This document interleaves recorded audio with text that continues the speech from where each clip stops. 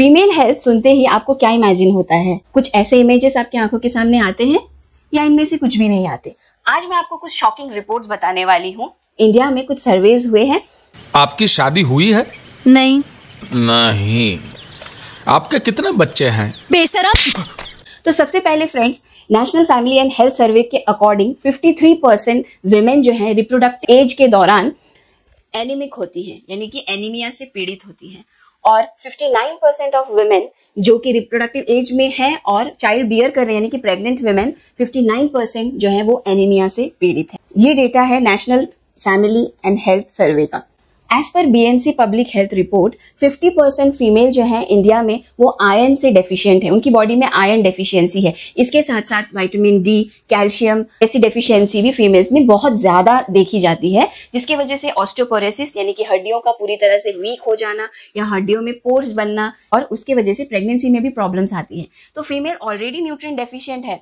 जब कभी वो चाइल्ड बियर करती है उस समय में उनके बॉडी से बहुत ज्यादा न्यूट्रिएंट जो है वो चाइल्ड को प्रोवाइड किया जाता है, इन्फेंट को प्रोवाइड किया जाता है, उस फीटस को प्रोवाइड किया जाता है, और उस दौरान वो और भी न्यूट्रिएंट डेफिशिएंट होती जाती है। ओके, आफ्टर 30 फीमेल में बोन डेंसिटी लॉस हो जाता है, यानी कि बोन्स और ज्यादा वीक हो जाते हैं। तो फीमेल्स को अपनी बॉडी का ध्यान बहुत ज्यादा रखना होता है। तो एक बात आप लोगों ने सुना होगा, जनरली रूरल एरियाज में डॉक्टर ने प्रेस्क्राइब किए हुए गवर्नमेंट हेल्थ केयर सेंटर से मिले हुए मेडिसिन, सप्लीमेंट, न्यूट्रिएंट्स फीमेल्स नहीं लेती हैं। ठीक है, उनको कोई ना कोई ऐसे मिसलीड कर देता है कि इन न्यूट्रिएंट्स की वजह से आपका बेबी जो है वो फूलता जाएगा या बहुत ज्यादा ओवरवेट हो जाएगा या बहुत ही ज्यादा हेल्दी हो जाएगा, फिर आपको बाद में जाकर फ्यूचर में प्रॉब्लम होगा। डॉक्टर हमें हेल्थ सप्लीमेंट्स इसलिए देते हैं ताकि हमारे बॉडी में जो भी डेफिशिएंसी क्रिएट हुई है वो सप्लीमेंट्स पूरा कर सके और जो बच्चा अंदर पल रहा है उसके सारे न्यूट्रिएंट्स पूरे हों। साथ साथ हम कह सकते हैं कि रूरल इंडिया में हेल्थ केयर फैसिलिटीज तक पहुंचना भी कभी कभी फीमेल्स के लिए बहुत मुश्किल हो जाता है। 21.4% फीमेल जो है उनके लिए हेल्थ केयर फैसिलिटीज अवेलेबल नहीं है या वो वहां तक पहुंच नहीं पाती। 10% फीमेल को इंडिपेंडेंसी नहीं है अपने हेल्थ के बारे में कोई डिसीजन लेने के लिए। एज पर UNFPA and Water Aid report, reproductive health और मेंस्ट्रुअल साइकिल के दौरान होने वाले प्रॉब्लम्स। रूरल इंडिया में रिप्रोडक्टिव हेल्थ और मेंस्ट्रुअल साइकिल के बारे में बहुत ज्यादा खुलकर बात नहीं की जाती है। इसे हम कह सकते हैं लैक ऑफ एजुकेशन, है ना। Lack of education main reason है। जनरली कोई अगर एजुकेट करने के लिए भी उस एरिया में आ रहा है तो बहुत ज्यादा इस चीज को बहुत ज्यादा शर्मनाक इस तरीके से देखा जाता है और लोग इस बारे में ज्यादा डिस्कस नहीं करना चाहते, और जो भी प्रॉब्लम वो फेस कर रहे होते हैं अपने लाइफ में उसे दबा लेते हैं और चुपचाप रहते हैं, जिसकी वजह से परेशानी और बढ़ती जाती है आने वाले समय में। एज पर स्प्रिंजर स्टडी जो रिसर्च हुआ है उसके अकॉर्डिंग 70% फीमेल जो है वो अनहाइजीनिक मेंस्ट्रुअल साइकिल के दौरान अनहाइजीनिक यानी कि स्वच्छता ना करने की वजह से प्रॉब्लम्स में रहती हैं और बीमार रहती हैं। उनको कई तरह के इन्फेक्शंस हो जाते हैं। मेंटल हेल्थ और domestic violence. So female 23% female जो है वो फाइनेंशियल वायलेंस या डोमेस्टिक वायलेंस का शिकार बनती है, जिसके वजह से उन्हें डिप्रेशन, टेंशन या सुइसाइडल टेंडेंसीज भी बनती हैं। 33% ऑफ फीमेल जो है वो फिजिकल वायलेंस का शिकार बनती हैं। तो फ्रेंड्स आप देख सकते हैं ये डेटा काफी बड़ा है। कुछ मिथ्स है हमारी सोसाइटी में जिसे हमें बस्ट करना चाहिए। आप में से बहुत सारे लोगों ने ये सुना होगा कि फीमेल्स में हार्ट अटैक बिल्कुल नहीं होता या नहीं के बराबर होता है। फीमेल्स में हार्ट अटैक नहीं आता, जनरली मेल्स में हार्ट अटैक होता है। ऐसा आपने सुना होगा या फिर इस बात को आप बिलीव करके बैठे होंगे, तो फ्रेंड्स ऐसा नहीं है। इंडिया में सबसे ज्यादा डेटा फीमेल्स के डेथ रेट की है बाय हार्ट डिजीज और हार्ट अटैक। ओके, तो जो डेथ का रिपोर्ट है फीमेल्स में सबसे ज्यादा हार्ट अटैक की वजह से डेथ रिपोर्ट की गई है। फिर हम ऐसा सोचेंगे कि हाँ ओल्ड एज फीमेल्स में होता होगा, यंग फीमेल्स को तो हार्ट अटैक नहीं आता है। ऐसा नहीं है। आज की जो लाइफस्टाइल बन गई है हमारी, हार्मोनल चेंजेस, PCOS, PCOD, ये सारे रिलेटेड है ओबेसिटी, ठीक है, जिसे हम वेट गेन कहते हैं, डायबिटीज, ओके, और हार्ट डिजीज। तो ये सारी चीजें कहीं ना कहीं हार्ट डिजीज की ओर लेकर जा रही है। हम में से बहुत सारे लोग सोचेंगे कि एनीमिया वो क्या होता है, ये तो एक मामूली सा प्रॉब्लम है, हर एक घर छोड़ के दूसरी फीमेल को तो एनीमिया हो रहा है। जी नहीं, एनीमिया ये बहुत ही बड़ा प्रॉब्लम है, क्योंकि आप देख सकते हैं इंडिया में इसका डेटा काफी बड़ा है। 53% ऑफ फीमेल, ठीक है, थक जाना, हाथ पैर का हम कहते हैं कि गल जाना, बिल्कुल एनर्जेटिक महसूस ना होना, ये एनीमिया के सिम्टम्स हैं, है ना। तो फ्रेंड्स हमने एज पर socio health report 53% of female जो हैं वो रिप्रोडक्टिव एज में ही एनीमिक होती है, यानी कि एनीमिया उनमें होता है।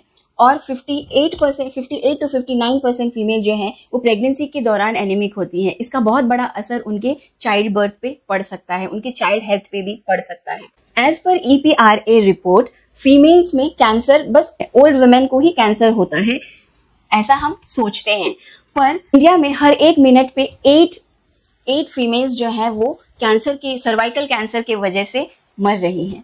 तो ये डेथ रेट है, हर 1 मिनट में 8 वुमेन जो है कैंसर की वजह से अपनी जान गंवा रही है। तो फ्रेंड्स, ये तो हो गए प्रॉब्लम्स, कितने सारे प्रॉब्लम्स हैं और कितने शॉकिंग प्रॉब्लम्स हैं जिसे हम बहुत ही इजीली ले लेते हैं, है ना। हम कभी as a female, as a mother, as a granny, हम ऐसा कभी सोचते भी नहीं है कि हमें इतने सारे प्रॉब्लम्स होंगे। कभी कभी हम सोचते हैं ज्यादा प्रॉब्लम्स के बारे में सोचा तो और प्रॉब्लम होगा। जी नहीं, हेल्थ इश्यूज ऐसे नहीं है। ये सारी छोटी छोटी बीमारियां हैं जिसको आप ट्रीट ही नहीं करेंगे तो लॉन्ग रन में वो और बड़ा हो जाएगा। तो आपको डे टू डे लाइफ में छोटी छोटी चीजें करनी है। तो हम आइए डिस्कस करते हैं सोल्यूशन के बारे में। तो सोल्यूशन क्या है? फीमेल को, जो बच्ची है, छोटे से ही उनको सिखाना है एज अ मदर कि अपनी हेल्थ का ध्यान रखना चाहिए, है ना, क्योंकि आगे जाकर आप बहुत सारी चीजों को फेस करने वाली है लाइफ में।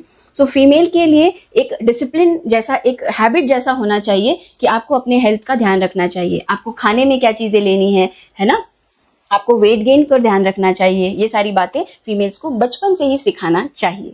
सो फर्स्ट थिंग, हमें रेगुलर चेकअप्स कराते रहने चाहिए, है ना। रेगुलर चेकअप 6 मंथ्स में, 3 मंथ्स में, अगर जैसा आपको पॉसिबल हो वैसा। आयरन और कैल्शियम से भरे हुए न्यूट्रिएंट्स या फिर खाना, फूड जो है हमारा आयरन और कैल्शियम से भरा हुआ होना चाहिए। 1 वीक में हमें एनालाइज करना आना चाहिए कि हमने क्या क्या आयरन और कैल्शियम से भरी हुई चीजें खाई हैं। ओके।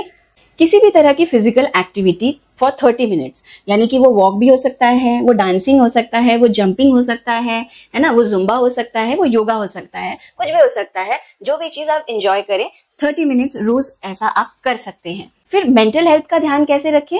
किसी भी तरह का कोई सॉन्ग सुने, कोई म्यूजिक सुने, है ना। आप ओपन एयर में जाएं, है ना, खुली हवा जहां पे आपको मिले वहां जाएं, बैठे कुछ 10-15 मिनट मेडिटेशन करें या अकेले बैठे विदाउट मोबाइल फोन और लैपटॉप। मेंस्ट्रुअल साइकिल और रिप्रोडक्टिव हेल्थ का ध्यान कैसे रखें? इन सारी चीजों से जुड़ी बातें खुलकर करें। आप किसी गायनेक के पास जा सकते हैं, आपके कोई बड़े घर में है जो कि एजुकेटेड है, आपको साइंटिफिक बेस में चीजें बताएंगे, ऐसे कहीं सुनी बातें नहीं बताएंगे ताकि आप मिसलीड ना हो जाए। ऐसे कोई ट्रस्टवर्दी इंसान के पास आप जा सकते हैं और उनसे गाइडेंस ले सकते हैं और खुल की सारी बातें कर सकते हैं। फैमिली में ऐसा कोई ना कोई होता है, अगर नहीं है तो हमारी फीमेल लेडी टीचर हैं कॉलेज में, स्कूल में, जिनसे हम खुल के बात कर सकते हैं। वो किसी को अप्रोच करने में फिर भी शर्म आ रही है या कॉन्फिडेंट फील नहीं हो रहा है अपने प्रॉब्लम शेयर करने के लिए, तो आप इन्हें इंटरनेट पे सर्च करके, साइंटिफिक बेस के साथ सर्च करके देख सकते हैं, जो आपको कभी फ्यूचर में मिसलीड ना करे। क्योंकि अगर आप अपने प्रॉब्लम शर्म के मारे इसी तरह दबाएंगे या चुप रहेंगे या शांत रहेंगे तो ये प्रॉब्लम्स धीरे धीरे करके आपके लाइफ में फ्यूचर में बहुत ज्यादा बड़ा प्रॉब्लम बन सकता है। एंड इसी तरह के सोशल इश्यूज में हम कुछ ना कुछ वीडियोस में मेरे चैनल में बातें करते रहते हैं। तो आज मुझे लगा कि ये तो बहुत ही इंटरेस्टिंग और बहुत ही इम्पोर्टेंट टॉपिक है हमारे लाइफ में, जिसको बहुत ज्यादा नेग्लेक्ट किया जाता है हमारी सोसाइटी में। इसका बहुत बड़ा प्रॉब्लम जेंडर बायसनेस भी है ना, जहाँ पे जनरली कुछ सोसाइटी में, कुछ जगहों पर फीमेल हेल्थ को इतना इंपॉर्टेंस नहीं दिया जाता, ज्यादा गर्ल चाइल्ड को इतना ज्यादा इंपॉर्टेंस नहीं दिया जाता, वहाँ उसकी हेल्थ को भी इंपॉर्टेंस नहीं दिया जाता। फीमेल हेल्थ को इतना इंपॉर्टेंस देना जरूरी क्यों है? रेस्पॉन्सिबिलिटीज जो हैं वो निभानी होती हैं और वो रेस्पॉन्सिबिलिटी किसी के लाइफ से रिलेटेड होता है। तो किसी लाइफ को फिर से जन्म देना होता है या उसकी पूरी तरह से पोषण करनी होती है, हम कह सकते हैं उसके न्यूट्रिएंट डिमांड्स को पूरी करने होते हैं। तो फीमेल को स्ट्रॉन्गर, हेल्दियर बचपन से ही रहना चाहिए। ठीक है, ये वीडियो डेडिकेटेड है all the women, all the females out there जो अपने हेल्थ का ध्यान रखते हैं और अगर अब तक नहीं रख रहे थे, मेरे वीडियो के बाद अब से रखेंगे। आई होप आप सबको आज का वीडियो पसंद आया होगा। Thank you, bye bye.